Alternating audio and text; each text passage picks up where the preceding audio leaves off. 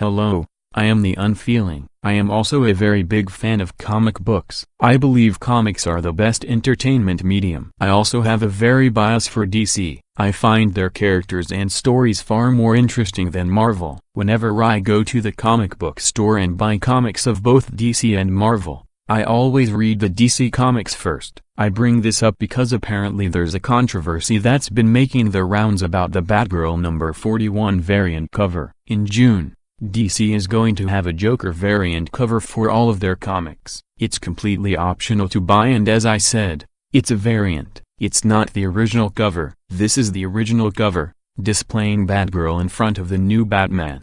It's a fairly normal cover with nothing special other than a new look of Batman that I'm not a fan of. Here is the variant cover, displaying Joker having sadistic power over Batgirl. For those that aren't in the know, in one of Joker's most classic stories, the Joker shot Batgirl through the spine and paralyzed her. It ended her career as Batgirl, until DC decided to reboot their universe and have Barbara Gordon recover from her injuries to become Batgirl once again. Joker is the one villain that had an impact on her life, more than any other villain, even her own brother. This image is simply a reference to the story where Joker shot and paralyzed her. And that's the reason why I absolutely love this cover so much. But let's see what Bleeding Cool, a site I really wouldn't recommend going to anyway, had to say about it.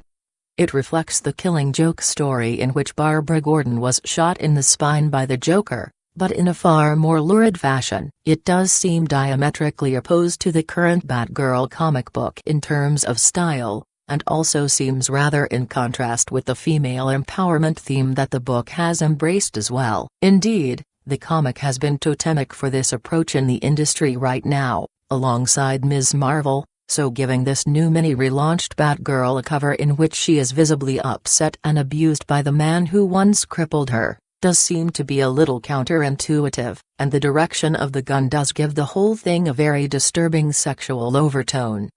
Let's be sure to note the so-called disturbing sexual overtone wouldn't even cross the mind of a sane person that's not looking for it. Normal people would see a woman being held hostage by a madman with a gun. You have to be looking for it to be sexual to even think about it. Addressing their other complaint, so because the series had gone for female empowerment, which to me doesn't really ring true, as the current Batgirl series reads more like quirky and weird in a sad attempt to be upbeat and fun. This is an unwelcome variant with a different tone than the series is going for. Personally, I loved the last series by Gail Simone because she told dark stories without having Batgirl be dark herself. One of my favorite stories of Simone's last run was the introduction to the new ventriloquist, Shauna Belzer, who is a telekinetic that uses a dummy as well as dead corpses as puppets. With this new series, one of the first thing Batgirl has to deal with is someone stealing her Batgirl identity. It's a big drop-off in quality in my opinion. If this is female empowerment in comics,